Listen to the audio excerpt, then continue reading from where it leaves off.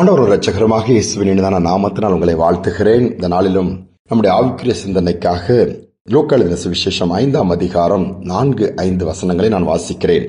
இயேசு போதகம் பண்ணி முடித்த பின்பு சீமோனை நோக்கி, ஆழத்திலே தள்ளிக்கொண்டு போய் மீன் பிடிக்கும்படி உங்கள் வலைகளை போடுங்கள் என்றார்.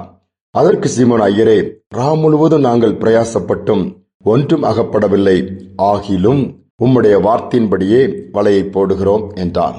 பாருங்கள், இயேசு பிரசங்கம் பண்ணுகிறார். கெனசரேத் என்கிற கடற்கரையிலே திரளான ஜனங்கள் கூடியிருக்கும் பொழுது பேதுருவின் படகை வாங்கி அதில் நின்று பேசுகிறார். அப்பொழுது எல்லாம் மீன்பிடித்த பேதுரு, அவனுடைய எல்லா சகோதர நண்பர்கள் எல்லாம் படகை கடலின் ஓரத்தில் நிறுத்தி வலைகளை அலசிக்கொண்டு வீட்டிற்கு திரும்புகிற ஒரு நேரம். பிரசங்கத்தை முடித்த பின்பு பேதுருவின் படகிலே இருந்து கொண்டு அவர் சொல்ல, படகை ஆழத்திற்குள் தள்ளி கொண்டு போய் வலைகளை போட சொல்லுகிறார். அப்பொழுதுதான் பேதுரு சொல்லுகிறார், இயேசுவே, முழுவதும் நாங்கள் பிரயாசப்பட்டோம், ஒரு மீன்கள் கூட எங்களுக்கு கிடைக்கவில்லை, ஆகிலும் வார்த்தையின்படி நாங்கள் போடுகிறேன் என்று போகிறார். பாருங்கள், யோசித்து பாருங்கள், என்ன சொல்லியிருக்கலாம்? இரவு முழுவதும் பிரயாசப்பட்டு இது வீட்டுக்கு போகிற நேரம், இன்றைக்கு சாயங்காலம் தான் திரும்பி நாங்கள் படகை எடுத்துக்கொண்டு கடலுக்குள் போவோம். எதுவுமே சொல்லவில்லை. எங்களுக்கு தெரியும், எங்கள் அனுபவம் இப்பொழுது திரும்ப போனாலும் மீன் கிடைக்காது. அந்த தங்கள் அனுபவத்தை குறித்தும் பேசவில்லை. ஆண்டவருடைய வார்த்தைக்கு அப்படியே தங்களை அர்ப்பணித்து கடலின் ஆழத்துக்கள் தள்ளி வலையை கொண்டு போய் போடுகிறார்கள். வலை கிளியத்தக்க, படகுகள் நிரம்பத்தக்க மீன்கள் கிடைக்கிறது. இங்குதான் அற்புதம் நடக்கிறது. காரணம், கர்த்தருடைய வார்த்தையின் மேல் பேதுரு அப்படியே விசுவாசம் வைக்கிறார். யோசித்து பாருங்கள், ஆண்டவருடைய வார்த்தையை பெற்றுக்கொள்கிறோமா? பெற்றுக்கொண்டோமெனால் அந்த வார்த்தையை அப்படியே நாம் விசுவாசிக்க வேண்டும் என்று ஆண்டவர் விரும்புகிறார். பேதுருவை ஆழத்திற்கு தள்ளி, நம்மள டயர்டா இருக்க நேரத்துல ஆழத்துக்கு தள்ளி கொண்டு போட்டு சொல்லுகிறார். எனக்கு முடியாது, ரொம்ப கஷ்டமா இருக்கு. சில நேரம் ஆண்டவர் சொல்லுகிற காரியம் அப்படித்தான் இருக்கும். ஜெபிக்கவே முடியாமல் இருக்கும், ஜெபிக்க சொல்லுவார். எழுந்திருக்க முடியாது, எழுந்து அதை போய் செய்ய சொல்லுவார். முடியாத ஆண்டவரை அப்புறம் பார்த்துக் கொள்கிறேன் சொல்லி நாம் கீழ்ப்படியாமல் போகும் பொழுது அனைத்து ஆசீர்வாதங்களை இழந்து விடுகிறோம். சின்ன காரியம்தான், கீழ்ப்படியும் பொழுது கர்த்தர் நம்மோடு கூட வருகிறார். பாருங்கள், பேதுருவோடு கூட இயேசுவ படகில் போயிருக்க வேண்டும். இந்த மீன்கள் எல்லாவற்றையும் பார்க்கும் பொழுது பேதுரு பிரமித்து சொல்லுகிறான். அங்குதான் பேதுருவுக்கு அழைப்பு வருகிறது.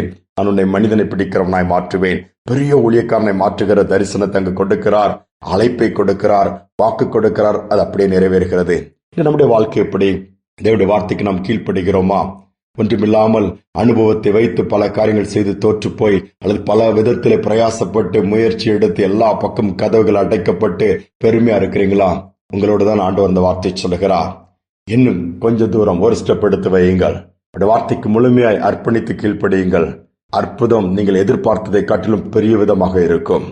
ஒரு சம்பவத்தை சொல்ல நான் விரும்புகிறேன்.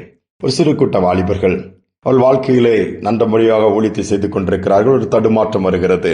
எதிலே? தரிசனத்திலே, அழைப்பிலே. தொடர்ந்து இந்த ஊழியத்தை செய்ய முடியுமா? தொடர்ந்து இப்படிப்பட்ட கூட்டங்களை நடத்த முடியுமா? இல்ல விட்டு ஏதாவது முடிந்ததை செய்யலாம் என்று சொல்லி இருந்து விடலாம்னு சொல்லி இருக்கும்போது கூடி ஜபிக்கும் பொழுது ஆவியானவர் அவர்கள் கண்களை திறக்கிறார். இருதயத்திலே ஒரு உணர்வை கொடுத்து பேச ஆரம்பிக்கிறார். என்ன சொல்லுகிறார்? வாலிபல் கொண்டு ஒரு உபவாச கொடுகை நீங்கள் ஏற்படுத்துங்கள் என்று சொல்லுகிறார். இவர்களும் ஒன்று சொல்லவில்லை. சரியாண்டவர் என்று சொல்லி ஜெபித்து வாலிபலுக்குன்னு உபவாச கொடுகை ஏற்படுத்துகிறார்கள். பழைய இடங்கள் போய் அங்கெல்லாம் வாலிப போய் அனுப்புவீங்களா அவங்க சபைகள் எல்லாம் சொல்லும் பொழுது அந்த அனுபவமிக்க பெரியவர்கள், ஊழியர்கள் எல்லாம் சிரிக்கிறார். தம்பி, நாங்கள் பிரியாணி போட்டு கூப்பிட்டாலே வாலிப பசங்க வரமாட்டாங்க, வந்தாலும் பாதியில ஓடி போங்க. நீங்க என்னடா உபவாச கொடுக ஃபாஸ்டிங் பிரேயர்னு சொல்லி அது காலையில 10 மணில இருந்து 4 மணி வரை சொல்றீங்களா? யார் வருவா? போங்க, உங்களுக்கு அனுபவம் பத்தாது தம்பின்னு சொல்லிவிட்டார்கள். ஆனால் இவர்கள் சோர்ந்து போகவில்லை. கர்த்தர் சொன்னார், ஆண்டவர்களை நடத்தும்படியா சொல்லியிருக்கிறார், அதனால் நாங்கள் செய்கிறேன்னு சொல்லும் பொழுது பலர் புரிந்து கொள்ளவில்லை, சிலர் ஏற்றுக்கொள்ளவில்லை, சிலர் அற்பமா எண்ணினார்கள், அலட்சியம் பண்ணினால். ஆனால் இவர்கள் ஜபித்துக் கொண்டே இருந்தார்கள். அதற்கான காரியங்களை செய்ய ஆரம்பித்தார்கள். சரி, பட்ஜெட் போடலான்னு சொல்லி பார்க்கும் பொழுது இது எவ்வளவு செலவாகும், எல்லா அரேஞ்ச்மெண்ட்ஸ், ஊழியக்காரர்களை கூப்பிட்டு பிஏ சிஸ்டம், இந்த ஹால் புக்கிங் எல்லாம் பார்க்கும்போது 30,000 rupees வந்தது. பல ஆண்டுகளுக்கு முன்பாக நடந்த சம்பவம் இது. ஆனால் இவர்கள் கையில 300 ரூபாய் தான் இருக்கிறது, தேவை 30,000 ரூபாய். யோசித்து பாருங்கள், விசுவாசம் சோதிக்கப்பட்டது. ஆனாலும் என் ஆண்டவர் சொன்னதை செய்ய வல்லவர். அவரை நம்பி இறங்கினாங்க. ஐயோ, காசு வந்த பிறகு பார்த்துக்கலாம், அப்புறம் பார்த்துக்கலாம். ஆண்டவர் சொன்னபடி, அவர் நடத்தலின்படி, ஆவியானுடைய ஏவுதலின்படி அந்த நாளை குறித்தார்கள். குறித்த இடத்திற்கு போய் ஹால் புக் பண்ணார்கள். ஊழியக்காரர்கள் பேசினார்கள். எல்லாம் நடந்து அந்த கூட்டத்தை நடத்த ஆரம்பித்தார்கள். இவர்கள் எதற்கும் பதற்றப்படவில்லை. ஆண்டவர் சொன்னதை செய்ய வேண்டும், அதான் நம்முடைய வேலை. மற்றதை கர்த்தர் பார்த்துக் கொள்வார். 10 மணிக்கு ஆரம்பிக்கலாம் என்று மைக்கை பிடிக்கும் பொழுது நூற்றுக்கணக்கான வாலிபர்கள் வந்து குவிந்து விட்டார்கள். ஊழியர்களின் வல்லமை எடுத்து பயன்படுத்த மீட்டிங் முடிவது சாயங்காலம் 5 மணி. அதுவரை அத்தனை வாலிபர்களும் இருந்து தேவனுடைய வல்லமையால் நிரப்பப்பட்ட ஒரு மாற்றம், புது வாழ்வினை பெற்றுக் கொண்டவர்களாய் திரும்பி போனார்கள். யோசித்து பாருங்கள். இதுதான் தேவன் மேல் வைக்கிற விசுவாசம். அவர் வார்த்தை சொன்னார், அதை பிடித்துக் கொள்ள வேண்டும். அவரே அந்த வார்த்தை நிறைவேறும் வரை கூட இருப்பார். உங்கள் வாழ்க்கையை சற்று இன்னைக்கு யோசித்து பாருங்க. எந்த இடத்துல தடுமாறி இருக்கீங்க, எந்த இடத்துல போராடிட்டு இருக்கிறீங்க, எந்த முயற்சிகள் வாய்க்கல, எங்கு வேதனை, இன்னைக்கு உட்கார்ந்து ஆண்டவரே என்ன செய்யணும்னு சொல்லி கேளுங்க. அவர் சொல்லுவார், கீழ்ப்படியுங்க, இந்த வார்த்தையில நிலைத்திருங்க, விசுவாசிங்க, காரியங்கள் நிச்சயமாக ஆச்சரியமாக அற்புதமாக நடக்கிறத பார்ப்பீங்க. ஜெபிப்போம். அன்பின் தகப்பனே, புதிய நாளை கிருபையாய் தந்திருக்கிறீங்கப்பா.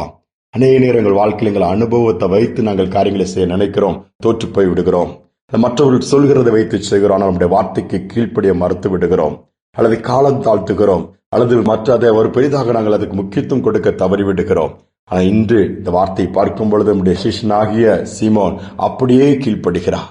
படகுகள், தன்னுடைய படகு மட்டுமல்ல, தன்னுடைய நண்பர்கள் படகுகள் எல்லாம் நிரம்பத்தக்கதாய் மீன்களை பெற்றுக்கொள்ள முடிந்ததப்பா. ஆகிய நம்முடைய வார்த்தையின்படியே வலையை போடுகிறேன்னு சொன்னது போல நாங்கள் உடைய வார்த்தையின்படி எங்கள் வாழ்க்கையை அமைத்துக் கொள்ள, உடைய வார்த்தையின்படி நாங்கள் ஒவ்வொரு நாளும் நடக்க கீழ்ப்படி எங்களுக்கு அப்படிப்பட்ட ஒரு பலனை தாங்க, அப்படிப்பட்ட ஒரு ஞானத்தை தாங்க, ஒரு உணர்வை தாங்கப்பா. இதை கேட்டுக்கொண்டிருக்கிற ஒவ்வொரு பிள்ளைகளுக்கும் உடைய வார்த்தையினால் நிரப்புவீராக. குழப்பத்தில் இருக்க பிள்ளையுடைய குழப்பங்கள் தீரும்படியாக செய்யுங்கப்பா. பெருமையானவைகள் எல்லாம் மாறும்படியாக செய்வீராக. இந்த வார்த்தை இன்னைக்கு உண்டாகட்டும், வெளிப்படட்டும், பெரிய காரியங்களை செய்யும். புதிகனவை மேலாமுக்கு செலுத்துகிறேன். இயேசுவின் நாமத்தில் வேண்டிக் கொள்கிற நல்ல பிதாவே, ஆமேன், ஆமேன். சோர்ந்து போக வேண்டாம். வெறுமையான படகா இருக்கலாம், இன்றைக்கு ஒண்ணுமே கிடைக்கல என்று சொன்னாலும் கர்த்தருடைய வார்த்தை வரும் பொழுது அதற்கு கீழ்ப்படியுங்கள், அத்தனையும் தலைகளாய் மாறும். சிந்தனையோடு இந்த நாளை தொடர்வோம். மீண்டும் நாளை தினம் சந்திப்போம்.